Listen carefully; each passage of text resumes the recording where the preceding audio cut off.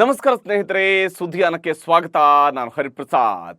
ಬಹಳ ಮುಖ್ಯವಾಗಿ ರಾಜ್ಯದಲ್ಲಿ ಈಗ ಕಾಂಗ್ರೆಸ್ ಅಧಿಕಾರಕ್ಕೆ ಬಂದ ನಂತರ ಬಹಳ ಖುಷಿಯಾಗಿದ್ದಾರೆ. ಸಿದ್ದರಾಮಯ್ಯವರು ಮುಖ್ಯಮಂತ್ರಿಯಾಗಿ ಪ್ರಮಾಣ ವಚನ ಸ್ವೀಕರಿಸೋದಕ್ಕೆ ತಯಾರಿ ನಡೆದಿದೆ. ಡಿ.ಕೆ. ಶಿವಕುಮಾರ್ ಅವರು ಉಪಮುಖ್ಯಮಂತ್ರಿ ಆಗೋದಕ್ಕೆ ತಯಾರಿ ನಡೆದಿದೆ. ಮಂತ್ರಿಗಳನ್ನ ಜೊತೆಯಲ್ಲಿನೇ ಪ್ರಮಾಣ ವಚನ ಸ್ವೀಕರಿಸುವಂತಹ ಕಾರ್ಯಕ್ರಮವೂ ಕೂಡ ನಿಗದಿ ಆಗಿದೆ. ಹೀಗಾಗಿ ನಾಳೆ ಬಹಳ ದೊಡ್ಡ ಮಟ್ಟದಂತಹ ಸಂಭ್ರಮಾಚರಣೆಯಲ್ಲಿ ಕೈಪಾಳೆ ಇರುತ್ತೆ. ಒಂದು ಕಡೆಯಲ್ಲಿ ದೊಡ್ಡ ಸಂಭ್ರಮಾಚರಣೆ ಇರುವಾಗಲೇ ಇತ್ತ ಭಾರತೀಯ ಜನತಾ ಪಕ್ಷದ ಪಾಳೆಯ ಹೇಗಿದೆ ಅನ್ನುವಂತಹ ವಿಚಾರವನ್ನು ಕೂಡ ನೋಡಬೇಕು. 4 ವರ್ಷಗಳಿಂದ ಅಧಿಕಾರದ ಗದ್ದುಗೆಯಲ್ಲಿದ್ದರು. ನಾವು ಹೇಳಿದ್ದೆಲ್ಲವೂ ಕೂಡ ನಡೀತಾ ಇದೆ ಅನ್ನುವಂತಹ ವಿಶ್ವಾಸ ಕಮಲ ಪಕ್ಷದ ಕಾರ್ಯಕರ್ತರಲ್ಲೂ ಕೂಡ ಇತ್ತು, ನಾಯಕರಲ್ಲೂ ಕೂಡ ಇತ್ತು. ಎಲ್ಲರಿಗೂ ಕೂಡ ಅಧಿಕಾರದ ರುಚಿಯನ್ನ ನೋಡಿದ್ದಾರೆ. ಆದರೆ ಈಗ ಈ ಸೋಲಿನ ನಂತರ ಕಮಲಪಾಳೆಯ ಹೇಗಿದೆ, ಕೇಸರಿ ಬ್ರಿಗೇಡ್ನಲ್ಲಿ ಏನೇನೆಲ್ಲ ನಡೀತಾ ಇದೆ ಅನ್ನುವಂತಹ ವಿಷಯ ಕೂಡ ನೋಡಬೇಕು. ಯಾಕಂದ್ರೆ ಮೊನ್ನೆ ಒಂದು ಸಣ್ಣ ಮಟ್ಟದಲ್ಲಿ ಆತ್ಮಾವಲೋಕನ ಸಭೆ ನಡೆದಿದೆ. ಯಾಕೆ ಈ ಆತ್ಮಾವಲೋಕನ ಅನ್ನುವಂಥದ್ದು ಬಹಳ ವಿಸ್ತೃತವಾಗಿ ನಡೆದಂತಹ ಸಭೆ ಆಗಿರಲಿಲ್ಲ. ಅದು ವಿಸ್ತೃತವಾಗಿ ಸಭೆ ನಡೆಯೋದಿದ್ರೆ ಅದು ಇಡೀ ದಿವಸ ಸಭೆ ನಡೆದು ಆಯಾ ಕಾರಣಗಳನ್ನ ನಿಖರವಾಗಿ ಹುಡುಕಿ ಅದಕ್ಕೊಂದು ವರದಿಯನ್ನೆಲ್ಲ ಸಲ್ಲಿಕೆ ಮಾಡುವಂಥದ್ದು ಇವೆಲ್ಲವೂ ಕೂಡ ಪ್ರಕ್ರಿಯೆಗಳು ನಡೀತವೆ. ಆದರೆ ಇದು ಒಂದು ಪ್ರಿಲಿಮಿನರಿಯಾಗಿ ನಡೆದು ಹೋಗಿದೆ. ಆ ಸಭೆಯಲ್ಲೂ ಕೂಡ ಒಂದಿಷ್ಟು ಕಾರಣಗಳನ್ನು ಹುಡುಕೊಂಡಿದ್ದಾರೆ, ಸ್ಥಳೀಯ ಕಾರಣಗಳನ್ನು ಪಾಯಿಂಟ್ ಔಟ್ ಮಾಡಿದ್ದಾರೆ. ಆದರೆ ಬಹಳ ಮುಖ್ಯವಾಗಿ ಈಗಾಗಲೇ ಸೋಷಿಯಲ್ ಮೀಡಿಯಾದಲ್ಲಿ ಹರಿದಾಡ್ತಾ ಇರುವಂಥದ್ದು ಈ ಮೆಸೇಜನ್ನು ಫಾರ್ವರ್ಡ್ ಮಾಡಿ, ಆ ಮೆಸೇಜನ್ನು ಫಾರ್ವರ್ಡ್ ಮಾಡಿ, ಇದನ್ನು ಹಿಂದೂಗಳಿಗೆ ತಲುಪಿಸಿ, ಅದನ್ನು ಹಿಂದೂಗಳಿಗೆ ತಲುಪಿಸಿ, ಈ ರೀತಿಯಾದಂತಹ ಒಂದಷ್ಟು ಮೆಸೇಜ್ಗಳು ನಿಮಗೂ ಕೂಡ ಬಂದಿರಬಹುದು. ನೀವು ವಾಟ್ಸಪ್ಗಳಲ್ಲಿ ಇದನ್ನು ನೋಡಿರ್ಬೋದು. ಯಾಕಂದರೆ ವಾಟ್ಸಪ್ಗಳು ಇವತ್ತಂತೂ ಇಂಥದ್ದೇ ಮೆಸೇಜ್ಗಳಿಂದ ತುಂಬಿ ಹೋಗಿದೆ. ಕಾಂಗ್ರೆಸ್ ಅವ್ರನ್ನ ಹೊಗಳ್ಕೊಳ್ಳೋದಕ್ಕೆ, ಅಥವಾ ಕಾಂಗ್ರೆಸ್ನವರು BJPಯನ್ನು ತೆಗಳೋದಕ್ಕೆ, BJPಯವರು BJPಯನ್ನು ಹೊಗಳ್ಕೊಳ್ಳೋದಕ್ಕೆ ಮತ್ತು ಕಾಂಗ್ರೆಸ್ನವ್ರನ್ನ ಅಥವಾ ಎದುರಾಳಿಗಳನ್ನು ತೆಗಳೋದಕ್ಕೆ ಇರುವಂತಹ ಮಾಧ್ಯಮವಾಗಿ ವಾಟ್ಸಪ್ ಬಳಕೆ ಆಗ್ತಾ ಇರುವಂಥದ್ದು. ಅದರಲ್ಲಿ ಅಂಥದ್ದೇ ಮೆಸೇಜ್ಗಳ ಭರಾಟೆ ಬಹಳ ಜೋರಾಗಿ ಸಾಗ್ತಾ ಇದೆ. ಆದರೆ ಇಲ್ಲಿ ಬಹಳ ಮುಖ್ಯವಾಗಿರುವಂಥ ಒಂದು ಪ್ರಶ್ನೆ ಇದೆ. BJPಯ ಸೋಲು ಅಂತ ಹೇಳಿದ್ರೆ ಅದು ಹಿಂದೂಗಳ ಸೋಲ ಅನ್ನುವಂತಹ ಪ್ರಶ್ನೆಯನ್ನು ಪದೇ ಪದೇ ಎತ್ತುತ್ತಾ ಇರುವಂಥದ್ದು ಕೂಡ ಕಂಡು ಬರ್ತಾ ಇದೆ. ಹಿಂದುತ್ವ ಬಿಟ್ಟು ಅಭಿವೃದ್ಧಿಯ ಚರ್ಚೆಯನ್ನು ಹಾಗಾದರೆ ಯಾಕೆ ಮಾಡ್ತಾ ಇಲ್ಲ BJPಯ ಇಂತಹ ಕಾರ್ಯಕರ್ತರು, ಈ ಮೆಸೇಜ್ಗಳನ್ನು ಫಾರ್ವರ್ಡ್ ಮಾಡುವಂಥವ್ರು ಅನ್ನೋದು ಕೂಡ ನೋಡಬೇಕಾಗಿದೆ. ಯಾಕಂದರೆ ಆಡಳಿತ ವಿರೋಧಿ ಅಲೆಯನ್ನು ಈ ಎಲೆಕ್ಷನ್ನಲ್ಲಿ BJPಯವರು ಅಂದಾಜಿಸಿಯೇ ಇರಲಿಲ್ಲ. ಇವತ್ತಿದು ಹಿಂದುತ್ವದ ಸೋಲು, ಹಿಂದೂಗಳ ಸೋಲು ಅಂತ ಹೇಳುವಂಥವ್ರು ಅವರಿಗಿದ್ದಂಥ ಆಡಳಿತ ವಿರೋಧಿ ಅಲೆಯನ್ನು ಅಂದಾಜಿಸುವಂತಹ ಗೋಜಿಗೆ ಹೋಗಲಿಲ್ಲ. ಗುಜರಾತ್ ಮಾಡೆಲ್ ಅಂತ ಹೇಳ್ಕೊಂಡು ಒಂದಿಷ್ಟು ಜನ ಹೊಸ ಅಭ್ಯರ್ಥಿಗಳಿಗೆ ಟಿಕೆಟ್ ಕೊಟ್ಟಾಕ್ಷಣ ಇಡೀ ಆಡಳಿತ ವಿರೋಧಿ ಅಲೆಯನ್ನೇ ಮಟ್ಟ ಹಾಕಬಹುದು, ಅದನ್ನು ಬಗ್ಗು ಬಡಿಬಹುದು ಅಂತೆಲ್ಲ ಹೇಳ್ತಾ ಇದ್ದಂಥವ್ರು ಅಧಿಕಾರದಲ್ಲಿದ್ದಾಗ ಎಲ್ರಿಗೂ ಕೂಡ ಬಿಟ್ಟಿ ಶಹಬ್ಬಾಸ್ಗಿರಿ ಸಿಗ್ತಾ ಇರುತ್ತೆ ಅನ್ನೋದನ್ನ ಮರ್ತಿದ್ರು. ಯಾಕಂದರೆ ಅಧಿಕಾರದಲ್ಲಿದ್ದಾಗ ಎಲ್ರಿಗೂ ಕೂಡ ಜನಪ್ರಿಯ ಸಚಿವರು, ಜನಪ್ರಿಯ ಮುಖ್ಯಮಂತ್ರಿಗಳು, ಜನಪ್ರಿಯ ಶಾಸಕರು ಈ ರೀತಿಯಾಗಿ ಕರಿತಾ ಇರ್ತಾರೆ. ಯಾಕಂದರೆ ಅಧಿಕಾರ ಅವ್ರ ಕೈಯಲ್ಲಿರುತ್ತಲ್ಲ, ಆ ಕಾರಣಕ್ಕೆ ಕರಿತಾ ಇರ್ತಾರೆ. ಆದರೆ 40% ಕಮಿಷನ್ನ ಆರೋಪಕ್ಕೆ ಉತ್ತರವನ್ನು ಕೊಡುವ ಗೋಜಿಗೆ BJPಯ ನಾಯಕರುಗಳು ಹೋಗಲೇ ಇಲ್ಲ, ಕಡೆಯವರೆಗೂ ಕೂಡ ಹೋಗಲಿಲ್ಲ. ಇವತ್ತಿದು ಹಿಂದೂಗಳ ಸೋಲು ಅಂತ ಹೇಳುವಂಥವರು ಕೂಡ ಯಾಕೆ 40% ಕಮಿಷನ್ ಆರೋಪ ಯಾಕೆ ಹಾಗಾದರೆ ಎದುರಾಗಿತ್ತು? ಕರ್ನಾಟಕದಲ್ಲಿ ನಿಜಕ್ಕೂ ಕೂಡ ಬಹಳ ಭ್ರಷ್ಟ ಮುಕ್ತವಾಗಿರುವಂಥ ಒಂದು ವಾತಾವರಣವನ್ನು BJP ತನ್ನ ಆಡಳಿತದ ಅವಧಿಯಲ್ಲಿ ಜಾರಿಗೊಳಿಸಿತ್ತ. ಕಾಂಗ್ರೆಸ್ಗೂ ಕೂಡ ಈ ಪ್ರಶ್ನೆ ಇದ್ದೇ ಇದೆ. ಕೇವಲ BJPಗೆ ಮಾತ್ರ ಅಲ್ಲ, ಕಾಂಗ್ರೆಸ್ನ ಆಡಳಿತದ ಅವಧಿಯಲ್ಲೂ ಕೂಡ ಇಂತಹ ಭ್ರಷ್ಟಾಚಾರದ ಆರೋಪವನ್ನು ಹಿಂದಿನ ಸರ್ಕಾರದ ಅವಧಿಯಲ್ಲೂ ಕೂಡ ಕಾಂಗ್ರೆಸ್ ಕೂಡ ಎದುರಿಸಿತ್ತು. ಭ್ರಷ್ಟಾಚಾರ ನಮ್ಮ ದೇಶದಲ್ಲಿ, ನಮ್ಮ ರಾಜ್ಯದಲ್ಲಿ, ಅದು ಗ್ರಾಮ ಮಟ್ಟದವರೆಗೂ ಕೂಡ ಹಾಸು ಹೊಕ್ಕಿರುವಂಥದ್ದೇ, ಅದರಲ್ಲಿ ಯಾವುದೇ ಅನುಮಾನ ಇಲ್ಲ. ಆದರೆ 40% ಕಮಿಷನ್, ಇಂತಹ ಗಂಭೀರ ಆರೋಪ ಬಂದಾಗ ಸಾಕ್ಷ್ಯ ಕೊಡಿ ಅಂತ ಹೇಳ್ಕೊಂಡು ಎಷ್ಟು ದಿವಸ ಕಾಲ ಕಳೆಯೋದಕ್ಕೆ ಸಾಧ್ಯ ಆಗಿತ್ತು? ಮತ್ತಿನ್ನೊಂದು ಬಹಳ ಮುಖ್ಯವಾದಂಥ ಅಂಶವನ್ನು ಇಲ್ಲಿ ಗುರುತಿಸಲೇಬೇಕು. ಇದನ್ನು ಈಗ ಸ್ವಲ್ಪ ಮಟ್ಟಿಗೆ BJP ತನ್ನ ಮೊದಲ ಆತ್ಮಾವಲೋಕನ ಸಭೆಯಲ್ಲಿ ಗುರುತಿಸಿದೆ. ಅದೇನಂತ ಹೇಳಿದ್ರೆ, ನಾವು ಉಸ್ತುವಾರಿಗಳನ್ನು ಒಂದು ಜಿಲ್ಲೆಯ ಬದಲಿಗೆ ಆಯಾ ಜಿಲ್ಲೆಯ ಸಚಿವರುಗಳನ್ನು, ಅಂದರೆ ಆಯಾ ಜಿಲ್ಲೆಯ ಶಾಸಕರಾಗಿದ್ದುಕೊಂಡು ಅದೇ ಜಿಲ್ಲೆಯವರು ಸಚಿವರಾಗಿರ್ತಾರಲ್ಲ ಅಂಥವ್ರನ್ನ ಬೇರೆ ಜಿಲ್ಲೆಗಳಿಗೆ ಉಸ್ತುವಾರಿಯಾಗಿ ಮಾಡಿರುವಂಥದ್ದೇ ನಮ್ಮ ಸೋಲಿಗೆ ಕಾರಣ ಆಯಿತು ಅಂತ ಹೇಳಿದರು. ಅಲ್ಲ, ಇವರು ಬೇರೆ ಜಿಲ್ಲೆಗೆ ಹಾಕಿದ್ರು, ಅದೇ ಜಿಲ್ಲೆಗೆ ಹಾಕಿದ್ರು ಕೂಡ ಕತೆ ಏನಾಗುತ್ತೆ ಹೇಳಿ? ನಮ್ಮ ಅನೇಕ ಸಚಿವರುಗಳು ಅವರ ಕ್ಷೇತ್ರಕ್ಕೆ ಸಚಿವರಾಗಿದ್ದಾರೆ, ಅವರ ಜಿಲ್ಲೆಗೂ ಸಚಿವರಾಗಿಲ್ಲ. ರಾಜ್ಯ ಮಟ್ಟದಲ್ಲಂತೂ ತಿರುಗಾಡುವಂತಹ ಕೆಲಸನೇ ಮಾಡಿಲ್ಲ. ಒಂದು ಪ್ರಯೋಗವನ್ನು BJP ಮಾಡಿತ್ತು, ಅದು ಆ್ಯಕ್ಚುಲಿ ಒಳ್ಳೆಯ ಪ್ರಯೋಗನೇ ಆಗಿತ್ತು. ಆದರೆ ಕಾರ್ಯಕರ್ತರ ಸಂಪರ್ಕಕ್ಕೂ ಸರಿಯಾಗಿ ಸಿಗದೇ ಇದ್ದಂತಹ ಸಚಿವರುಗಳಿದ್ರು, ಶಾಸಕರ ಸಂಪರ್ಕಕ್ಕೆ ಸಿಗದಂತಹ ಸಚಿವರುಗಳಿದ್ರು. ಈ ಆಪಾದನೆಯನ್ನ ಕೆಲ ಸಚಿವರ ವಿರುದ್ಧ ಶಾಸಕರೇ ಮಾಡ್ತಾ ಇದ್ರು. ಆ ಸಚಿವರುಗಳು ನಮ್ಮ ಫೋನ್ ಕಾಲ್ ಅನ್ನು ರಿಸೀವ್ ಮಾಡ್ತಾ ಇಲ್ಲ, ಅಥವಾ ನಾವು ಏನೇ ಹೇಳಿದ್ರು ಕೆಲಸ ಮಾಡ್ತಾ ಇಲ್ಲ ಅಂತೇಳಿ BJPಯ ಶಾಸಕಾಂಗ ಪಕ್ಷದ ಸಭೆಗಳಲ್ಲಿ ಹೇಳ್ತಾ ಇದ್ರು. ಅಧಿಕಾರದಲ್ಲಿದ್ದಾಗ ಕಾರ್ಯಕರ್ತರನ್ನು ಕೂಡ ಮತ್ತೊಂದು ಕಡೆಯಲ್ಲಿ ಶಾಸಕರು ಮರೆತಿರುವಂತಹ ಉದಾಹರಣೆಗಳು ಸಿಗ್ತಾ ಇದ್ವು. ವಿಶೇಷವಾಗಿ ನಾನು ಚಿಕ್ಕಮಗಳೂರಿನಲ್ಲಿ ಸಿ.ಟಿ. ರವಿಯವರ ಸೋಲಿನ ವಿಚಾರದಲ್ಲೂ ಕೂಡ ಹೇಳಲೇಬೇಕಾಗಿರುವಂಥದ್ದು. ಯಾಕಂದ್ರೆ ಚಿಕ್ಕಮಗಳೂರಿನಲ್ಲಿ ಕರ್ನಾಟಕ ಯಾನವನ್ನು ನಡೆಸಿದಂತಹ ಸಂದರ್ಭದಲ್ಲಿ ಅಲ್ಲಿ ಹಿಂದೂ ಕಾರ್ಯಕರ್ತರುಗಳೇ ಮಾತನಾಡ್ತಾ ಇದ್ದಂತಹ ರೀತಿ, ಯಾಕೆ ಸರ್ ನಾವೇನು ಯಾರು ಕಾಂಟ್ರಾಕ್ಟ್ ಮಾಡಬಾರ್ದಾ, ನಮಗೆ ಯಾರಿಗೂ ಕೂಡ ಹಂಗಾದ್ರೆ ಕಾಂಟ್ರಾಕ್ಟ್ ಕೊಡಬಾರ್ದಾ, ಕೇವಲ ಅವ್ರ ಕಡೆಯವರಿಗೆ ಮಾತ್ರ ಕೊಡಬೇಕು ಅಂತ ಏನಾದರೂ ರೂಲ್ಸ್ ಇದೆಯಾ, ಈ ರೀತಿಯಾದಂತಹ ಪ್ರಶ್ನೆಗಳನ್ನ ಕೇಳ್ತಾ ಇದ್ರು. ಇದನ್ನ ಅಂದಾಜಿಸುವುದರಲ್ಲಿ ವಿಫಲರಾಗಿದ್ದಾರೆ. ಇವತ್ತು ತಮ್ಮ ಸೋಲನ್ನು ಅದು ಹಿಂದೂಗಳ ಸೋಲು, ಹಿಂದುತ್ವದ ಸೋಲು, ಹಿಂದುತ್ವಕ್ಕೆ ಮಟ್ಟ ಹಾಕುವಂತಹ ನಿಟ್ಟಿನಲ್ಲಿ ಮಾಡಿರುವಂತಹ ಷಡ್ಯಂತ್ರ, ಈ ರೀತಿಯಾದಂತಹ ಮಾತುಗಳನ್ನೆಲ್ಲ ಹೇಳುವಂಥದ್ದು ಬಹಳ ಸುಲಭ. ಅದು ಕಿವಿಗಳಿಗೆ ಕೇಳೋದಕ್ಕೆ ಬಹಳ ಖುಷಿಯಾಗುವಂಥದ್ದು. ಸೋಲಿನ ಸಂದರ್ಭದಲ್ಲೂ ಕೂಡ ಇಂತಹ ಅನುಕಂಪ ಗಿಟ್ಟಿಸಿಕೊಳ್ಳುವಂತಹ ಮಾತುಗಳಿದಾವಲ್ಲ, ಅದು ಸಹಜವಾಗಿ ಅನುಕಂಪವನ್ನು ಪಡ್ಕೊಳ್ಳುವಲ್ಲಿ ಯಶಸ್ವಿಯಾಗುತ್ತೆ. ಹಿಂದುತ್ವ ಕೇವಲ ಅಧಿಕಾರ ಹಿಡಿಯೋದಕ್ಕೆ ಮಾತ್ರ ಹಾಗಾದ್ರೆ ಬಿಜೆಪಿಗೆ ನೆನಪಾಯಿತಾ ಅನ್ನುವಂತಹ ಪ್ರಶ್ನೆಯೂ ಕೂಡ ಇದೆ. ಬಿಜೆಪಿ ತಾನು ಪ್ರತಿಪಾದಿಸ್ತಾ ಇರುವಂತಹ ಸಿದ್ಧಾಂತದ ರೂಪ ಇರುವಂಥದ್ದು, ಅದರ ಅಡಿಪಾಯ ಇರುವಂಥದ್ದು ಹಿಂದುತ್ವದ ಆಧಾರದಲ್ಲಿ. ಹಿಂದುತ್ವ ಅನ್ನುವಂಥದ್ದನ್ನು ಅದು ಬ್ರ್ಯಾಂಡ್ ಮಾಡಿ ಬಿಜೆಪಿ ಯಾವತ್ತೂ ಕೂಡ ತನ್ನ ರಾಜಕೀಯದ ನಿಲುವುಗಳನ್ನು ಅದರ ಮೂಲಕವಾಗಿ ಪ್ರಕಟಿಸ್ತಾ ಹೋಗುತ್ತೆ. ಪುತ್ತೂರಿನಲ್ಲಿ ಇವತ್ತು ಕಾರ್ಯಕರ್ತರಿಗೆ ಹೊಡೆದಿದ್ದಾರಲ್ಲ, ಅದು ಯಾವ ಸ್ವರೂಪದಲ್ಲಿ ಹೊಡೆದಿದ್ದಾರೆ ಅಂತ ತಿಳ್ಕೊಂಡು ಅದನ್ನೇನು ಪೊಲೀಸರು ಹೊಡೆಯುವಂತಹ ಸ್ವರೂಪನ ಅದು ಆ ಸ್ವರೂಪದಲ್ಲಿ ಹೊಡೆದಿದ್ದಾರಲ್ಲ, ಹಾಗಾದ್ರೆ ಅವರು ಹಿಂದುತ್ವದ ಕೆಲಸ ಮಾಡಿದಂತಹ ಕಾರ್ಯಕರ್ತರಾಗಿರ್ಲಿಲ್ವಾ? ಅಂತಹ ಕಾರ್ಯಕರ್ತರ ಮೇಲೆ ಈ ರೀತಿಯಂತಹ ದಬ್ಬಾಳಿಕೆಯನ್ನು ನಡೆಸೋದಕ್ಕೆ ಯಾರಿಂದ ಸಾಧ್ಯ ಆಯಿತು, ಯಾಕೆ ಸಾಧ್ಯ ಆಯಿತು? ಮತ್ತು ಹಿಂದುತ್ವದ ಹೆಸರಿನಲ್ಲಿನೇ ಪುತ್ತೂರಿನಲ್ಲಿ ಏನೇನು ನಡೆದಿದೆ ಅನ್ನೋಂಥದ್ದು ಕೂಡ ಈಗಾಗಲೇ ಇಡೀ ರಾಜ್ಯ ನೋಡ್ತಾ ಇದೆಯಲ್ಲ. ಅಂದರೆ ಕೇವಲ ಅಧಿಕಾರಕ್ಕಾಗಿ ಮಾತ್ರ ಹಿಂದುತ್ವದ ಪ್ರತಿಪಾದನೆಯನ್ನು ಬಿಜೆಪಿ ಮಾಡ್ತಾ ಇರುವಂಥದ್ದು ಕೂಡ ಅಷ್ಟೇ ಸ್ಪಷ್ಟವಾಗಿರುವಂಥದ್ದು.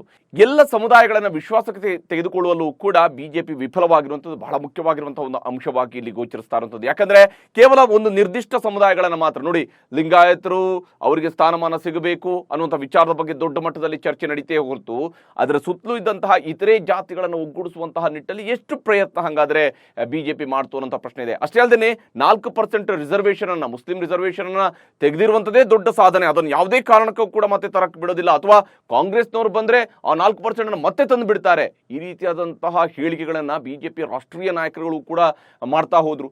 ಇದನ್ನ ಕರ್ನಾಟಕದ ಜನ ಬಹಳ ಸೂಕ್ಷ್ಮವಾಗಿ ಗಮನಿಸ್ತಾ ಇದ್ರು. ಕರ್ನಾಟಕದಲ್ಲಿ ಲಿಂಗಾಯತ ಸಮುದಾಯ ಇರಬಹುದು, ಒಕ್ಕಲಿಗ ಸಮುದಾಯ ಇರಬಹುದು. ಯಾಕಂದ್ರೆ ಒಂದು ಶರಣ ಸಂಸ್ಕೃತಿಯ ಸಮುದಾಯ ಲಿಂಗಾಯತ ಸಮುದಾಯ ಅನ್ನುವಂಥದ್ದು, ಅವರು ಕೂಡ ಇನ್ನೊಬ್ಬರಿಂದ ಕಿತ್ತುಕೊಳ್ಳುವಂತಹ ಸಮುದಾಯ ಅದಾಗಿರ್ಲಿಲ್ಲ. ಅಥವಾ ಒಕ್ಕಲಿಗ ಸಮುದಾಯನೂ ಅಷ್ಟೇನೆ, ಅದು ಒಕ್ಕಲತನದ ಸಮುದಾಯ. ಎರಡೂ ಸಮುದಾಯಗಳಿಗೂ ಕೂಡ ಕೊಟ್ಟು ಅಭ್ಯಾಸ ಇದೆಯೇ ಹೊರತು ಕಿತ್ತುಕೊಂಡು ಅಭ್ಯಾಸ ಇದೆಯಾ ಅನ್ನುವಂತಹ ಪ್ರಶ್ನೆಯನ್ನು ಕೂಡ ಮಾಡಬೇಕಾಗಿತ್ತು. ಅದನ್ನು ಮಾಡುವಂತಹ ಕೆಲಸವನ್ನು ಬಿಜೆಪಿ ನಾಯಕರುಗಳು ಮಾಡಲಿಲ್ಲ. ಬದಲಿಗೆ ಇಲ್ಲಿಂದ ಕಿತ್ವಿ, ಇವರಿಬ್ಬರಿಗೆ ಹಂಚಿದ್ವಿ ಅನ್ನುವಂತಹ ಧೋರಣೆ ಇತ್ತಲ್ಲ, ಈ ಹಂಚುವಿಕೆಯು ಕೂಡ ಬಹಳ ಮುಖ್ಯವಾದಂತಹ ಒಂದು ಪ್ರಾಬ್ಲಮ್ ಆಗಿ ಈ ಚುನಾವಣೆಯಲ್ಲೂ ಕೂಡ ಕಾಣಿಸ್ಕೊಂಡಿತ್ತು. ಮತ್ತು ಮುಸಲ್ಮಾನರಿಗೆ ಕೊಟ್ಟಿರುವಂತಹ ರಿಸರ್ವೇಷನ್ ತೆಗೆದ ತಕ್ಷಣನೇ ಹಿಂದೂಗಳೆಲ್ಲ ಕನ್ಸಾಲಿಡೇಟ್ ಆಗೋಗ್ಬಿಡ್ತಾರೆ ಅಂತ ಹೇಳುವಂಥದ್ದು ಕೂಡ ತಪ್ಪು ಅಂದಾಜಾಗಿತ್ತು. ಒಳ ಮೀಸಲಾತಿ ಅನ್ನುವಂಥದ್ದು ಒಳ ಹೊಡೆತಗಳನ್ನು ಕೊಡುವಂತಹ ದೊಡ್ಡ ಅಸ್ತ್ರವಾಗಿ ಈ ಬಾರಿ ಬಳಕೆ ಆಯಿತು. ವಿಶೇಷವಾಗಿ ಈ ವಿಚಾರದಲ್ಲಿ ನಾನು ಯಾಕೆ ಹೇಳಬೇಕು ಅಂದರೆ, ಈ ಒಳ ಮೀಸಲಾತಿ ವಿಚಾರವನ್ನು ನೋಡ್ತಾ ಹೋದಾಗ ಮತ್ತು ಈ ಚುನಾವಣೆ ಫಲಿತಾಂಶದ ನಂತರ ಬಿಜೆಪಿ ಗೆದ್ದಿರುವಂತಹ ಸ್ಥಾನಗಳ ಆಧಾರದ ಮೇಲೆ ಲಿಂಗಾಯತ ಸಮುದಾಯ ನಿಜಕ್ಕೂ ಕೂಡ ದೂರ ಸರಿದಿದೆಯೇ ಅನ್ನುವಂತಹ ಪ್ರಶ್ನೆಯನ್ನು ಅನೇಕ ಸಂದರ್ಭಗಳಲ್ಲಿ ಕೇಳ್ತಾ ಇದ್ದಾರೆ. ಯಾಕಂದರೆ ಮಧ್ಯ ಕರ್ನಾಟಕದಿಂದ ಆರಂಭ ಆದರೆ ಅದು ಕಿತ್ತೂರು ಕರ್ನಾಟಕ ಭಾಗ ಇರ್ಬೋದು ಅಥವಾ ಕಲ್ಯಾಣ ಕರ್ನಾಟಕ ಭಾಗದಲ್ಲೂ ಕೂಡ ಬಿಜೆಪಿ ವಿಪರೀತವಾದಂತಹ ಸೋಲನ್ನು ಕಂಡಿದೆ ಈ ಬಾರಿಯ ಚುನಾವಣೆಯಲ್ಲಿ.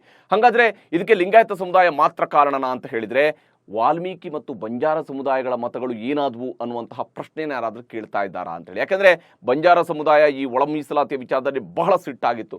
ಇವತ್ತು BY ವಿಜಯೇಂದ್ರ ಅವರ ಗೆಲುವು ಕೂಡ ಬಹಳ ದೊಡ್ಡ ಅಂತರದ ಗೆಲುವಾಗಿರಲಿಲ್ಲ, ಬಹಳ ಸಣ್ಣ ಮಾರ್ಜಿನ್ನ ಗೆಲುವಾಗಿತ್ತು.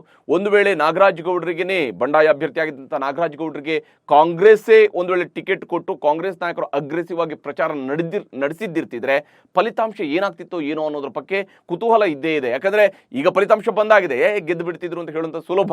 ಆದರೆ ವಾಸ್ತವ ಅಲ್ಲಿ ಬಂಜಾರ ಸಮುದಾಯ ಎಷ್ಟು ಮಟ್ಟಿಗೆ ಸಿಟ್ಟಿನಲ್ಲಿ ಇತ್ತು ಅನ್ನುವಂಥದ್ದು ಆ ಗೆಲುವಿನ ಮಾರ್ಜಿನ್ ಕಡಿಮೆ ಆಗಿರೋದನ್ನು ತೋರಿಸ್ತಾ ಇದೆ. ವಾಲ್ಮೀಕಿ ಸಮುದಾಯವು ಕೂಡ ಬಿಜೆಪಿಯ ಜೊತೆಗೆ ನಿರಂತರವಾಗಿ ನಿಲ್ತಾ ಇತ್ತು. ವಿಶೇಷವಾಗಿ ನೋಡಿ, ಶ್ರೀರಾಮುಲು ಅಂತವರು ಕಳೆದ ಚುನಾವಣೆಯಲ್ಲಿ 2018 ಚುನಾವಣೆಯಲ್ಲಿ ಸುಮಾರು 80 ಕ್ಷೇತ್ರಗಳಿಗೆ ಹೋಗಿ ಪ್ರಚಾರವನ್ನು ಮಾಡಿದರು. ಈ ಬಾರಿ ಅವರು ಅವರ ಕ್ಷೇತ್ರ ಮತ್ತು ಅದು ಬಿಟ್ಟರೆ ಅಕ್ಕಪಕ್ಕದ ಕ್ಷೇತ್ರಗಳಿಗೆ ಮಾತ್ರ ಸೀಮಿತ ಆದರು. ಇಂಥದ್ದೊಂದು ಪರಿಸ್ಥಿತಿ ಈ ಬಾರಿ ನಿರ್ಮಾಣ ಆಯಿತು. ಅಷ್ಟೇ ಅಲ್ಲದೆ ವಾಲ್ಮೀಕಿ ಸಮುದಾಯದ ಹೆಚ್ಚಿನ ಶಾಸಕರು ಇವತ್ತು ಕಾಂಗ್ರೆಸ್ನಿಂದ ಗೆದ್ದು ಬರೋದಕ್ಕೆ ಸಾಧ್ಯ ಆಗಿರುವಂಥದ್ದು ಕೂಡ ಬಹಳ ನಿರ್ಣಾಯಕವಾಗಿ ವಾಲ್ಮೀಕಿ ಸಮುದಾಯವು ಕೂಡ ಇಲ್ಲಿ ದೂರ ಸರದಂತೆ ಭಾಸ ಆಗ್ತಾ ಇದೆ. ಯಾಕಂದರೆ ವಾಲ್ಮೀಕಿ ಸಮುದಾಯ ಮತ್ತು ಲಿಂಗಾಯತ ಸಮುದಾಯ ಇವೆರಡು ಜೊತೆ ಸೇರಿದಾಗ ಅನೇಕ ಕ್ಷೇತ್ರಗಳನ್ನು ಗೆಲ್ಲೋದಕ್ಕೆ ಬಿಜೆಪಿಗೆ ಸುಲಭ ಆಗ್ತಿತ್ತು. ಅಂದರೆ ಲಿಂಗಾಯತರ ಜೊತೆಗೆ ಸೇರಬೇಕಿದ್ದಂತಹ ಮತಗಳ ವಿಭಜನೆ ಆಗಿರುವಂಥದ್ದು ಕೂಡ ಇಲ್ಲಿ ಬಹಳ ಮುಖ್ಯವಾಗಿರುವಂಥದ್ದು. ಕರ್ನಾಟಕದಲ್ಲಿ ಅಮಿತ್ ಶಾ ಅವರು ಯಾವ ರಾಜಕೀಯ ಲೆಕ್ಕಾಚಾರವನ್ನು ಹಾಕಿದ್ರಲ್ಲ, ಮುಸ್ಲಿಂ ಮತಗಳ ವಿಚಾರವನ್ನು ಮುಂದಿಟ್ಟುಕೊಂಡು, ಮುಸ್ಲಿಂ ಮೀಸಲಾತಿಯನ್ನು ಮುಂದಿಟ್ಟುಕೊಂಡೇ ಕರ್ನಾಟಕದಲ್ಲಿ ಉಳಿದ ಸಮುದಾಯಗಳು ಪೋಲರೈಸ್ ಆಗಿಬಿಡ್ತವೆ ಅಂತ ಹೇಳುವಂಥ ವಿಶ್ವಾಸದಲ್ಲಿದ್ದರಲ್ಲ, ಅಂತಹ ರಾಜಕೀಯ ಲೆಕ್ಕಾಚಾರವು ಕೂಡ ಇಲ್ಲಿ ಉಲ್ಟಾ ಹೊಡೆದಿರುವಂಥದ್ದು ಸ್ಪಷ್ಟವಾಗಿದೆ. ಇಲ್ಲಿ ಬಹಳ ಮುಖ್ಯವಾಗಿ ಮೋದಿ ಮ್ಯಾಜಿಕ್ ಅನ್ನು ನಂಬಿ ಕುಳಿತಿದ್ದೆ ಅತಿ ಆಯ್ತಾ ಅನ್ನುವಂತಹ ಪ್ರಶ್ನೆಯೂ ಕೂಡ ಬಿಜೆಪಿಯನ್ನು ಕಾಡ್ತಾ ಇರುವಂಥದ್ದು. ಬಿಜೆಪಿಯ ಪ್ರಿಲಿಮಿನರಿ ಸಭೆಯಲ್ಲೂ ಕೂಡ, ಆತ್ಮಾವಲೋಕನ ಸಭೆಯಲ್ಲೂ ಕೂಡ ಇಂಥದ್ದೇ ಒಂದು ಅಭಿಪ್ರಾಯ ವ್ಯಕ್ತವಾಗಿದೆ ಅಂತ. ಮೊನ್ನೆ ಮೋದಿ ಅವರನ್ನ ನಂಬ್ಕೊಂಡು ಕೂತ್ಕೊಂಡ್ವಿ, ಅದು ಜಾಸ್ತಿ ಆಯಿತು ನಮಗೆ, ನಾವು ಅದರಿಂದನೇ ಹೆಚ್ಚು ಸೀಟು ಬರುತ್ತೆ ಅಂತೇಳಿ ನಂಬ್ಕೊಂಡು ಕೂತ್ಕೊಂಡ್ವಿ, ಇದರಿಂದಾಗಿ ನಾವು ಸ್ಥಳೀಯವಾಗಿ ನಾವೇನು ಕೆಲಸ ಮಾಡಿಲ್ಲ ಅನ್ನುವಂತಹ ರೀತಿಯಾದಂತಹ ಚರ್ಚೆಗಳೆಲ್ಲ ನಡೆದಿದ್ದಾವೆ. ಆದರೆ ಒಂದು ತಿಳ್ಕೋಬೇಕು, ಮೋದಿ ಅವರ ಕಾರಣದಿಂದಾಗಿ ಮಾತ್ರನೇ ಬಿಜೆಪಿ 66 ಸೀಟ್ಗಳನ್ನು ಗೆಲ್ಲೋದಕ್ಕೆ ಕರ್ನಾಟಕದಲ್ಲಿ ಸಾಧ್ಯ ಆಯಿತು. ಮೋದಿ ಅವರ ಪ್ರಯತ್ನ ಇಲ್ಲದೆ ಇದ್ದಿರ್ತಿದ್ರೆ ಖಂಡಿತವಾಗ್ಲೂ ಕೂಡ ಬೆಂಗಳೂರಿನಲ್ಲಿ ಮತ್ತು ಮಂಗಳೂರು, ಉಡುಪಿಯಲ್ಲಿ ಅತಿ ಹೆಚ್ಚು ಸ್ಥಾನಗಳನ್ನು ಗೆಲ್ಲೋದಕ್ಕೆ ಸಾಧ್ಯ ಆಗಿರುವಂಥದ್ದು. ಇಲ್ಲದೆ ಹೋಗಿದ್ದಿರ್ತಿದ್ರೆ ಖಂಡಿತವಾಗ್ಲೂ ಕೂಡ ಬಿಜೆಪಿಗೆ 60ರ ಗಡಿ ದಾಟಿಸೋದು ಕೂಡ ಕಷ್ಟ ಆಗ್ತಿತ್ತು. ಇವತ್ತೇನು 66 ಸೀಟು ಬಂದಿದೆಯಲ್ಲ, ಅದು 50ರ ಒಳಗಡೆ ನಿಲ್ಲುವಂಥ ಅಪಾಯವೂ ಕೂಡ ಬಿಜೆಪಿಗೆ ಇತ್ತು. ಅದು ಮೋದಿಯವರು ಬಂದ ಕಾರಣದಿಂದಾಗಿ ಸ್ವಲ್ಪ ಮಟ್ಟಿಗೆ ಜಾಸ್ತಿ ಆಗಿದೆ ಅನ್ನೋದ್ರಲ್ಲಿ ಯಾವುದೇ ಅನುಮಾನ ಇಲ್ಲ. ಮೋದಿಯವರ ನಿಜವಾಗ್ಲೂ ಕೂಡ ಮೋದಿಯವರ ಹವಾದಿಂದಲೇ ಎಲ್ಲವೂ ಕೂಡ ಗೆದ್ದು ಬಿಡುತ್ತೆ ಅಂತ ಹೇಳಿದ್ರೆ ಕರ್ನಾಟಕ ಏನು ಬೇರೆ ಯಾವುದೂ ರಾಜ್ಯ ಅಲ್ಲ. ಕರ್ನಾಟಕದ ಜನ ಮೋದಿಯವರಿಗೆ ಯಾವಾಗ ವೋಟ್ ಹಾಕಬೇಕು, ಕರ್ನಾಟಕದಲ್ಲಿ ಯಾವ ಸರ್ಕಾರಕ್ಕೆ ವೋಟ್ ಹಾಕಬೇಕು, ಡಬಲ್ ಇಂಜಿನ್ ಸರ್ಕಾರ ಅಂದ್ರೇನು, ಸಿಂಗಲ್ ಇಂಜಿನ್ ಸರ್ಕಾರ ಅಂದ್ರೇನು, ರಾಜ್ಯ ಸರ್ಕಾರ ಅಂದ್ರೇನು, ಕೇಂದ್ರ ಸರ್ಕಾರ ಅಂದ್ರೆ ಏನು, ಈ ಎಲ್ಲ ಸ್ಪಷ್ಟತೆಯನ್ನು ಹೊಂದಿರುವಂತಹ ಮತದಾರರು ಕರ್ನಾಟಕದಲ್ಲಿ ಇದ್ದಾರೆ. ಡಬಲ್ ಇಂಜಿನ್ ಅಂತ ಹೇಳಿದ ತಕ್ಷಣವೇ ಜನ ಅದನ್ನು ಮೆಚ್ಚಿಕೊಂಡು ನೆಚ್ಚಿಕೊಂಡು ಮತ ಹಾಕುವಂತಹ ಅವಕಾಶಗಳು ಬಹಳ ಕಡಿಮೆ ಇರುತ್ತೆ. ನೋಡಿ, 1999ರ ಚುನಾವಣೆಯಲ್ಲಿ ಎಸ್.ಎಂ. ಕೃಷ್ಣ ಅವರೂ ಕೂಡ ಚುನಾವಣೆಯನ್ನು ಎದುರಿಸಿದ್ರು. ಕೇಂದ್ರದಲ್ಲಿ ವಾಜಪೇಯಿಯವರ ಸರ್ಕಾರಕ್ಕೂ ಜನ ಮತ ಹಾಕಿದ್ದಾರೆ. ಕರ್ನಾಟಕದಲ್ಲಿ ಎಸ್.ಎಂ. ಕೃಷ್ಣ ಅವ್ರನ್ನೂ ಕೂಡ ಚುನಾಯಿಸಿ ಕರ್ನಾಟಕದಲ್ಲಿ ಅಧಿಕಾರದ ಗದ್ದುಗೆಯಲ್ಲಿ ಕೂರಿಸಿದಂಥ ಇತಿಹಾಸ ಕರ್ನಾಟಕಕ್ಕಿದೆ. ಹಾಗಾಗಿ ಏಕಕಾಲದಲ್ಲೇ ಎರಡು ರೀತಿಯಲ್ಲಿ ಯೋಚನೆ ಮಾಡುವಂಥದ್ದು ಕರ್ನಾಟಕದ ಮತದಾರನಿಗೆ ಸಾಧ್ಯ ಆಗತ್ತೆ. ಕರ್ನಾಟಕದ ಮತದಾರ ಅಷ್ಟು ವಿಶ್ವಾಸದಿಂದಲೇ ಮತ ಹಾಕುವಂಥದ್ದು ಕರ್ನಾಟಕದ ಒಂದು ಸ್ಪೆಷಾಲಿಟಿ. ಇದು ಕರ್ನಾಟಕದ ಚುನಾವಣೆಯ ವಿಶೇಷಗಳಿವು. ಹೀಗಾಗಿ ಮೋದಿ ಅವರಿಂದಲೇ ಎಲ್ಲ ಆಗುತ್ತೆ ಅಂತ ನಂಬೋದು ಕೂಡ ಅತಿ ಆಯಿತು. ಹಾಗೆಯೇ ಮೋದಿ ಅಲೆಯಿಂದಾಗಿಯೇ ಬಿಜೆಪಿ ಕಂಪ್ಲೀಟ್ ಆಗಿ ಈ ಸೋತು ಹೋಯಿತು, ಅಥವಾ ಬಿಜೆಪಿಗೆ ಮೋದಿಯವರು ಬಂದ್ರಿಂದಾಗಿ ಯಾವುದೂ ವರ್ಕೌಟ್ ಆಗಿಲ್ಲ ಅಂತ ಹೇಳುವಂಥದ್ದು ಕೂಡ ತಪ್ಪಾಗುತ್ತೆ. ಯಾಕಂದರೆ ಮೋದಿಯವರು ಬಂದ ಕಾರಣದಿಂದಾಗಿಯೇ ಬಿಜೆಪಿಗೆ ಇಷ್ಟು ಸೀಟ್ ಗೆಲ್ಲೋದಕ್ಕೆ ಸಾಧ್ಯ ಆಯಿತು. ವಿಶೇಷವಾಗಿ ಬೆಂಗಳೂರಿನಲ್ಲಿ ಕೆಲ ಸೀಟ್ಗಳಂತೂ ಮೋದಿಯವರ ಕಾರಣದಿಂದಾಗಿಯೇ ಗೆಲ್ಲೋದಕ್ಕೆ ಆರಾಮ ಆಯಿತು ಬಿಜೆಪಿಗೆ. ಇಲ್ಲಿ ಸ್ಥಳೀಯ ನಾಯಕತ್ವ ಸಂಪೂರ್ಣ ಡಮ್ಮಿ ಆಗಿದ್ದದನ್ನು ಯಾರೂ ಕೂಡ ಗುರುತಿಸ್ತಾ ಇಲ್ಲ. ಬಿಜೆಪಿಯ ನಾಯಕರುಗಳು ಕಂಪ್ಲೀಟ್ ಆಗಿ ಡಮ್ಮಿ ಆಗಿತ್ತು ಕರ್ನಾಟಕದಲ್ಲಿ ಸ್ಥಳೀಯ ನಾಯಕತ್ವ. ಒಬ್ಬರು ಹೆಸರಿಗೆ ಮುಖ್ಯಮಂತ್ರಿ ಇದ್ರು, ಇನ್ನೊಬ್ಬರು ಹೆಸರಿಗೆ ರಾಜ್ಯಾಧ್ಯಕ್ಷರಿದ್ರು ಅನ್ನುವಂತಹ ಸ್ವರೂಪದಲ್ಲಿದ್ದರು. ಯಾಕಂದರೆ ಬೊಮ್ಮಾಯಿಯವರು ಮುಖ್ಯಮಂತ್ರಿ ಆಗಿದ್ರು ನಿಜ, ಆದರೆ ಅವರ ಕಾರಣಕ್ಕಾಗಿ ಮತ ಹಾಕುವಂಥ ಮತದಾರರು ಎಲ್ಲಿದ್ರು ಅಂತೇಳಿ ಅವರು ಆಯ್ಕೆ ಆಗಿದ್ದಂಥ ರೂಪ ಇದೆಯಲ್ಲ, ಅದು ಅನಿವಾರ್ಯವಾದಂಥ ಆಯ್ಕೆ ಆಗಿತ್ತೇ ಹೊರತು, ಆ ಒಂದು ಆಕಸ್ಮಿಕವಾದಂತಹ ಆಯ್ಕೆ ಆಗಿತ್ತೇ ಹೊರತು, ಆ ಒಂದು ಸನ್ನಿವೇಶದ ಆಯ್ಕೆ ಆಗಿತ್ತೇ ಹೊರತು ಅವರೇನು ಜನಪ್ರಿಯತೆಯಿಂದ ಆಗಿರುವಂಥ ಆಯ್ಕೆ ಆಗಿರಲಿಲ್ಲ ಮುಖ್ಯಮಂತ್ರಿಯಾಗಿ. ಇನ್ನು ರಾಜ್ಯಾಧ್ಯಕ್ಷರಂತೂ ಹುದ್ದೆಗಷ್ಟೇ ಸೀಮಿತರಾಗಿದ್ದರು. ನಳಿನ್ ಕುಮಾರ್ ಕಟೀಲ್ ಅವರು ಎಲ್ಲೂ ಹೋದ್ರು, ಏನು ಭಾಷಣ ಮಾಡಿದ್ರು, ಯಾವ ಸ್ವರೂಪದಲ್ಲಿ ಅವರು ಕೈಗಳನ್ನು ಅಲ್ಲಾಡಿಸ್ಕೊಂಡೆಲ್ಲ ಮಾತನಾಡಿದ್ರಲ್ಲ, ದೊಡ್ಡ ದೊಡ್ಡ ಡೈಲಾಗ್ಗಳ ರೀತಿಯಲ್ಲಿ ಮಾತನಾಡ್ತಾ ಇದ್ರಲ್ಲ, ಜನ ಕನಿಷ್ಠ ಕ್ಲಾಪ್ ಹಾಕೋದಕ್ಕೂ ಕೂಡ ಸಾಧ್ಯ ಆಗದಿರುವಂತಹ ಮಾತುಗಳಿದ್ವು ಕಟೀಲ್ ಅವರ ಭಾಷಣಗಳು. ಇಂತಹ ಅಧ್ಯಕ್ಷರಿದ್ದಾಗ ಮತ್ತು ಆ ಅಧ್ಯಕ್ಷರ ಮೇಲೆ ಬಹಳ ವಿಶ್ವಾಸ ಇಟ್ಟುಕೊಂಡಿರುವಂತಹ ಬಿಜೆಪಿಯ ರಾಷ್ಟ್ರೀಯ ಸಂಘಟನಾ ಕಾರ್ಯದರ್ಶಿಗಳಿರುವಾಗ ಎಷ್ಟರ ಮಟ್ಟಿಗೆ ರಾಜ್ಯದಲ್ಲಿ ಚುನಾವಣೆ ಆಗುತ್ತೆ ಅನ್ನುವಂಥದ್ದು ಕೂಡ ಬಹಳ ಮುಖ್ಯವಾದಂತಹ ವಿಷಯ ಆಗುತ್ತೆ. ಯಡಿಯೂರಪ್ಪ ಅವರು ಕೇವಲ ಉತ್ಸವ ಮೂರ್ತಿಗೆ ಸೀಮಿತರಾಗಿದ್ದರು. ಯಡಿಯೂರಪ್ಪ ಅವರಿಗೆ ಮಾತ್ರನೇ ರಾಜ್ಯದಲ್ಲಿ ಇವತ್ತು ಕೂಡ ಯಾವುದೇ ಒಂದು ಕಾನ್ಸ್ಟಿಟ್ಯೂನ್ಸಿಗೆ ಹೋದರೂ ಕೂಡ ಅಲ್ಲಿ ಜನ ಉತ್ಸಾಹದಿಂದ ಯಡಿಯೂರಪ್ಪ ಅವರ ಮಾತನ್ನು ಕೇಳೋದಕ್ಕೆ ಕಾಯ್ತಾ ಇರ್ತಾರೆ. ಆದರೆ ಅವರನ್ನು ಕೇವಲ ಉತ್ಸವ ಮೂರ್ತಿಯ ರೀತಿಯಲ್ಲಿ ತೋರಿಸಿದ್ರು. ಮಹತ್ವದ ತೀರ್ಮಾನಗಳಲ್ಲೂ ಕೂಡ ಯಡಿಯೂರಪ್ಪ ಅವರ ಅಭಿಪ್ರಾಯವನ್ನು ಅಷ್ಟಾಗಿ ಕೇಳಿಲ್ಲ ಅನ್ನುವಂಥದ್ದು ಕೂಡ ಸ್ಪಷ್ಟವಾಗಿ ಅನೇಕ ನಿದರ್ಶನಗಳ ಮೂಲಕವಾಗಿ ಗೊತ್ತಾಗ್ತಾ ಇತ್ತು. ಯಾಕಂದರೆ ಬಿಜೆಪಿಯ ಮೊದಲ ಪಟ್ಟಿ ಬಿಡುಗಡೆಗೂ 2 ದಿವಸ ಮುಂಚಿತವಾಗಿಯೇ ಯಡಿಯೂರಪ್ಪ ಅವರು ವಾಪಸ್ ಬೆಂಗಳೂರಿಗೆ ಬಂದ ರೀತಿಯಲ್ಲೇ ಗೊತ್ತಾಗ್ತಾ ಇತ್ತು. ಯಡಿಯೂರಪ್ಪ ಅವರು ಒಂದಿಷ್ಟು ಜನರದ್ದು ಹೇಳಿದ್ದಾರೆ, ಟಿಕೆಟ್ ಕೊಡಿಸುವಂತಹ ಪ್ರಯತ್ನವನ್ನು ಮಾಡಿದ್ದಾರೆ ಅನ್ನೋದು ಬಿಟ್ಟರೆ ಉಳಿದಂಗೆ ಓವರಾಲ್ ಆಗಿ 224 ಕ್ಷೇತ್ರಗಳ ಅಭ್ಯರ್ಥಿಗಳ ಆಯ್ಕೆಯಲ್ಲಿ ಯಡಿಯೂರಪ್ಪ ಅವರ ಜೊತೆಗೆ ಚರ್ಚಿಸಿ ಪ್ಲಸ್ಸು ಮೈನಸ್ಗಳ ಬಗ್ಗೆ ಚರ್ಚಿಸಿ ಯಾವುದೇ ತೀರ್ಮಾನಗಳು ಆಗಿರಲಿಲ್ಲ ಅನ್ನೋದು ಕೂಡ ಗೋಚರ ಆಗ್ತಾ ಇತ್ತು. ಇದೆಲ್ಲವೂ ಕೂಡ ಹೋಗಿದೆ. ಆದರೆ ಮುಂದೇನು ಬಿಜೆಪಿಯಲ್ಲಿ ಯಾರು ಹಾಗಾದರೆ ಮುಂದಿನ ನಾಯಕರು ಅನ್ನುವಂಥ ವಿಷಯವೂ ಕೂಡ ಅಷ್ಟೇ ಮುಖ್ಯವಾಗಿರುವಂಥದ್ದು. ನಳಿನ್ ಕುಮಾರ್ ಕಟೀಲ್ ಅವರು ಅಧ್ಯಕ್ಷತೆಯಿಂದ ಇಳಿಯುವಂಥದ್ದು ನಿಶ್ಚಿತ. ಈ ಮುನ್ಸೂಚನೆಯನ್ನು ಈಗಾಗಲೇ ಪ್ರಹ್ಲಾದ್ ಜೋಶಿ ಅವರು ಕೂಡ ಕೊಟ್ಟು ಆಗಿದೆ. ಕೇವಲ ಸೋಲಿಗಷ್ಟೇ ಬಿಜೆಪಿ ಮುಗಿದು ಹೋಯ್ತಾ, ಕರ್ನಾಟಕದಲ್ಲೇನು ಬಿಜೆಪಿ ಮತ್ತೆ ಅಧಿಕಾರಕ್ಕೆ ಬರೋದಕ್ಕೆ ಅವಕಾಶ ಇಲ್ವಾ ಅನ್ನುವಂತಹ ಯೋಚನೆಗಳು ಕೂಡ ಬೇಕಾಗಿಲ್ಲ. ಯಾಕಂದ್ರೆ ಸಂಘಟನಾತ್ಮಕವಾಗಿ ಇವತ್ತು ಕೂಡ ಬಿಜೆಪಿ ಅತ್ಯಂತ ಬಲಿಷ್ಠವಾಗಿರುವ ಪಕ್ಷನೇ. ಸುಮಾರು 36% ಮತಗಳಿಕೆಯನ್ನು ಈ ಬಾರಿಯೂ ಕೂಡ ಮಾಡಿರುವಂಥದ್ದು. ಬಿಜೆಪಿಯ ಪರವಾಗಿ ಜನ ಈಗಲೂ ಕೂಡ ಮತ ಹಾಕ್ತಾ ಇದ್ದಾರೆ ಅನ್ನುವಂಥದ್ದು ಸ್ಪಷ್ಟವಾಗಿದೆ. ನಂಬರ್ಗಳು ವ್ಯತ್ಯಾಸ ಆಗುವಂಥದ್ದು, ವಿಶೇಷವಾಗಿ ಕಡಿಮೆ ಅಂತರದಲ್ಲಿ ಆಗಿರುವಂತಹ ಸೋಲುಗಳು ಕೂಡ ಬಿಜೆಪಿಯ ನಂಬರ್ ಕಡಿಮೆ ಆಗೋದಕ್ಕೆ ಕಾರಣ ಆಗಿದೆ ಅನ್ನುವಂಥದ್ರಲ್ಲೂ ಕೂಡ ಎರಡು ಮಾತಿಲ್ಲ. ಆದರೆ ಈಗ ಮುಂದೇನು ಅನ್ನುವಂಥ ವಿಷಯಕ್ಕೆ ಬಂದಾಗ ಯಾರ ನಾಯಕತ್ವ ಇಲ್ಲಿ ಬಹಳ ಮುಖ್ಯ ಆಗಬಹುದು. ಬಹುತೇಕ ಇಲ್ಲಿ ಸುನಿಲ್ ಕುಮಾರ್ ಅವರನ್ನ ಬಿಜೆಪಿಯ ರಾಜ್ಯಾಧ್ಯಕ್ಷರನ್ನಾಗಿ ಮಾಡ್ತಾರಾ ಅನ್ನುವಂಥನ್ನ ನೋಡಬೇಕಾಗಿದೆ. ಯಾಕಂದ್ರೆ ಹಿಂದುತ್ವದ ಬ್ರ್ಯಾಂಡ್ ಅನ್ನ ಬಿಜೆಪಿ ಮತ್ತೆ ಬಳಕೆ ಮಾಡ್ಕೊಳ್ಬಹುದು. ಸುನಿಲ್ ಕುಮಾರ್ ಇದರಲ್ಲಿ ಸಹಜವಾಗಿಯೇ ಮುನ್ನೆಲೆಗೆ ಬರುವಂತಹ ಹೆಸರಾಗಿದೆ. ಯಾಕಂದರೆ ಸಿ.ಟಿ. ರವಿಯವರು ಈ ಬಾರಿ ಸೋಲನ್ನು ಕಂಡಿದ್ದಾರೆ, ಬಿ ಶ್ರೀರಾಮುಲು ಈ ಬಾರಿ ಸೋಲನ್ನು ಕಂಡಿದ್ದಾರೆ. ಇಂಥವರೆಲ್ಲರೂ ಕೂಡ ಸೋಲನ್ನು ಕಂಡಿರೋದ್ರಿಂದಾಗಿ ಸುನಿಲ್ ಕುಮಾರ್ ಅವರನ್ನ ಆಯ್ಕೆ ಮಾಡಿಕೊಳ್ಳುವಂತಹ ಕೆಲಸವನ್ನು ಮಾಡ್ತಾರೆ. ಆದರೆ ಆಲ್ರೆಡಿ ಕರಾವಳಿಯವರನ್ನೇ ರಾಜ್ಯಾಧ್ಯಕ್ಷರನ್ನಾಗಿ ಮಾಡಿ ಪಕ್ಷ ಈ ಬಾರಿ ಸೋತಿರುವಾಗ ಮತ್ತೆ ಕರಾವಳಿ ಭಾಗಕ್ಕೆ ರೆಪ್ರೆಸೆಂಟೇಷನ್ ಹೋಗುತ್ತಾ, ಅದರ ಬದಲಿಗೆ ಬೇರೆ ಯಾವುದಾದ್ರೂ ಭಾಗದ ಒಬ್ಬ ನಾಯಕನನ್ನು ಹುಡುಕುವಂತಹ ಕೆಲಸವನ್ನು ಮಾಡ್ತಾರ ಅನ್ನೋದನ್ನ ನೋಡಬೇಕಿದೆ. ಮತ್ತು ವಿಶೇಷವಾಗಿ ಇಲ್ಲಿ ಪ್ರತಿಪಕ್ಷ ನಾಯಕ ಸ್ಥಾನದಲ್ಲಿ ಬಸವರಾಜ ಬೊಮ್ಮಾಯಿ ಅವರೇ ಕಾಣಿಸ್ಕೊಳ್ಳುವಂತಹ ಸಾಧ್ಯತೆ ಇದೆ. ಬಿಜೆಪಿಯ ಶಾಸಕಾಂಗ ಪಕ್ಷದ ನಾಯಕರಾಗಿ ಅವರನ್ನೇ ಆಯ್ಕೆ ಮಾಡ್ಕೊಳ್ಬಹುದು. ಆದರೆ ನಿಜಕ್ಕೂ ಅವರೇನೇ ಸರಿಯಾದಂತಹ ಆಯ್ಕೆನ ಅನ್ನುವಂತಹ ಪ್ರಶ್ನೆಯೂ ಇದ್ದೇ ಇದೆ. ಯಾಕಂದ್ರೆ ಅವರ ನಾಯಕತ್ವದಲ್ಲಿ ಈಗ ಚುನಾವಣೆ ನಡೆದು ಪಕ್ಷ ಇಷ್ಟೆಲ್ಲ ಸೋತಿರುವಾಗ ಅವರನ್ನೇ ಮತ್ತೆ ವಿರೋಧ ಪಕ್ಷದ ನಾಯಕನಾಗಿ ಆಯ್ಕೆ ಮಾಡಬೇಕಾ ಅಂತೇಳಿ. ಯಾಕಂದ್ರೆ ಇಲ್ಲಿ ಬಸವರಾಜ ಬೊಮ್ಮಾಯಿ ಅವರಿಗಿರುವಂಥ ಒಂದೇ ಒಂದು ಬಹಳ ದೊಡ್ಡದಾದ ಪ್ಲಸ್ ಪಾಯಿಂಟ್ ಏನು ಅಂತ ಹೇಳಿದ್ರೆ, ಶಾಸನ ಸಭೆಯಲ್ಲಿ ಅವರಷ್ಟು ಪಕ್ವವಾಗಿ ಮಾತನಾಡಬಲ್ಲ ಇನ್ನೊಬ್ಬ ಶಾಸಕರು ಭಾರತೀಯ ಜನತಾ ಪಕ್ಷದ ಪಾಳಿಯಲ್ಲೂ ಕೂಡ ಕಾಣ್ತಾ ಇಲ್ಲ ಅಂತೇಳಿ. ಅನೇಕರು ಸೋತಿದ್ದಾರೆ. ಉದಾಹರಣೆಗೆ ವಿಶ್ವೇಶ್ವರ ಹೆಗಡೆ ಕಾಗೇರಿ ಅಂತವರು ಈ ಚುನಾವಣೆಯಲ್ಲಿ ಸೋತಿದ್ದಾರೆ. ಇಂಥವರೆಲ್ಲರೂ ಕೂಡ ಸೋತಿರುವಾಗ ಪಕ್ಷದಲ್ಲಿ ಪ್ರತಿಪಕ್ಷ ನಾಯಕನ ಸ್ಥಾನದಲ್ಲಿ ಒಬ್ಬ ಗಟ್ಟಿಯಾಗಿ ಮಾತನಾಡಬೇಕಾಗಿರುವಂಥವ್ರು ಕೂಡ ಬೇಕಿರುತ್ತೆ. ಈ ನಿಟ್ಟಿನಲ್ಲಿ ಬಹುಶಃ ಬೊಮ್ಮಾಯಿ ಅವರಿಗೆ ಪ್ರತಿಪಕ್ಷ ನಾಯಕನಾಗಿ ಆಯ್ಕೆ ಆಗುವಂತಹ ಸಾಧ್ಯತೆ ಇದೆ.